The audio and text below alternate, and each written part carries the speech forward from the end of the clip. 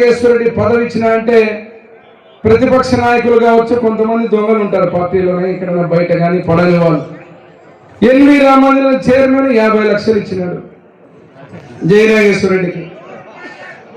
ఈయన కురవ చైర్మన్ గారు 1.5 కోటి ఇచ్చినాడు. ఈయన మా రమేష్ గారు బీజేపీ గారు ఎన్ని లక్షలు ఇచ్చినారో నాకు తెలియదు.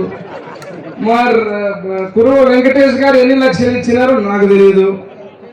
ఇక్కడ చైర్మన్లు టీసీలు ఏదైతే మన కాలువ చైర్మన్లు ప్రతి ఒక్కరికి చేసిన వాళ్ళకు ఎన్ని లక్షలు ఇచ్చినారో నాకు తెలియదు. మా మహల్ రంతుల్లో ఎన్ని లక్షలు ఇచ్చారో నాకు తెలియదు.